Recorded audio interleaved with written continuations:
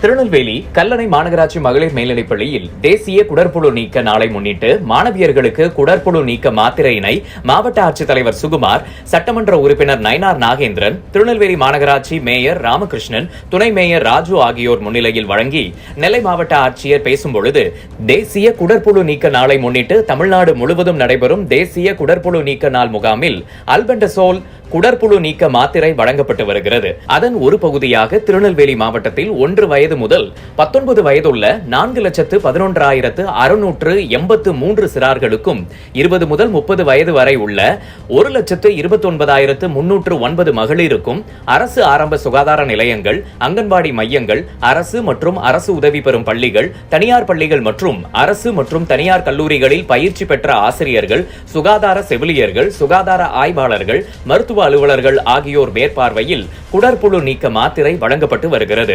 மேலும் பள்ளிக்கு செல்லாத சிறாருக்கும் மற்றும் 20 முதல் 30 வயது வரை உள்ள பேறுசார் மகளிருக்கும் விடுபட்ட குழந்தைகளுக்கும் 17/2/2025 திங்கட்கிழமை அன்று குடற்புழு மாத்திரை வழங்கப்படும். இந்த குடற்புழு நீக்க மாத்திரை 1 முதல் 2 வயதிற்குட்பட்ட குழந்தைகளுக்கு 200 மில்லிகிராம், 2 முதல் 19 வயது வரை உள்ள குழந்தைகள் மற்றும் 20-30 வயது உள்ள மகளிருக்கு ஒரு மாத்திரை 400 மில்லிகிராம் வழங்கப்பட உள்ளது.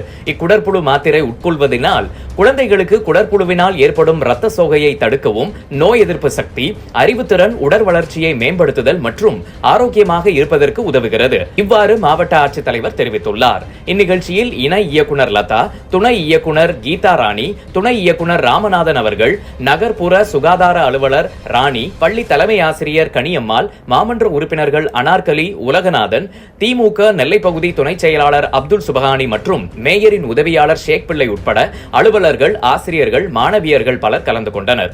சுகாதார அங்கன்வாடி மையம் மற்றும் துணை சுகாதார நிலையத்தில் வைத்து வழங்க நடவடிக்கை எடுக்கப்பட்டுள்ளது.